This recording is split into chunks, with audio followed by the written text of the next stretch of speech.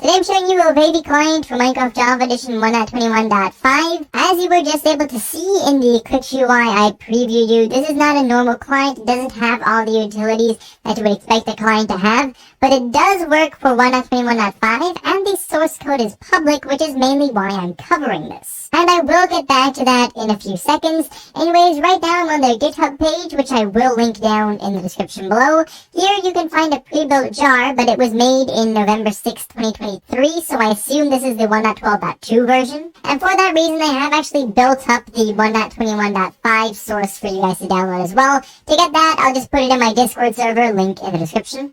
Anyways, this client works on Fabric, and so it does also need the Fabric API to run. As I said, 1.21.5. I will link the Fabric API in the description below, by the way.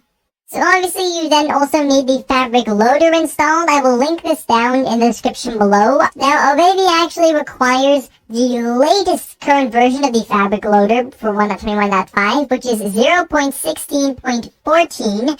Because 1.21.5 came out a little while ago, you might have an older version. So if you have anything older than 0.16.14, then you need to reinstall it. Pretty sure I said it, but Fabric loader in the description below. Anyways, in my Discord server, you'll find the snapshot jar and the snapshot sources. If it doesn't interest you, then you don't need to mind the sources jar at all. You need the Fabric API as well as the snapshot.jar file, which I built for you guys. Anyways, of course, you can place these in the mod folder. So once you have them, press on Windows and R at the same time, and then in the box that pops up, you want to type in app data.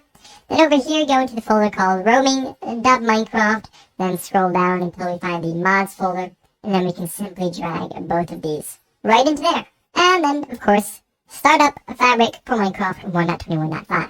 Now, here I am in Minecraft, so I'm probably not actually going to stay here for very long. You can press on the right shift button on your keyboard, and that is going to open up the client. As you can see, I've got it right over here, and these are the only utilities that this client has to offer. And as I said, that's not necessarily the purpose of this client, although you can obviously still use this. They do have a little bit of customizations, as you can see, the ones that do exist, mainly just the ability to set some keybinds.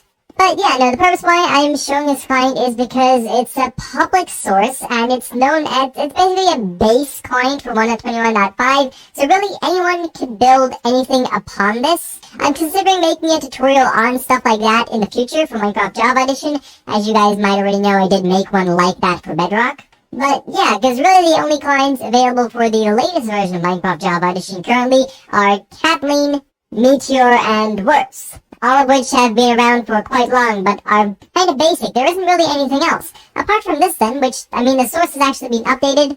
As you can see, they've got the MIT license. Anyone can build really anything they want on top of this. As you can see, there's a few forks already. None of them are really that interesting though.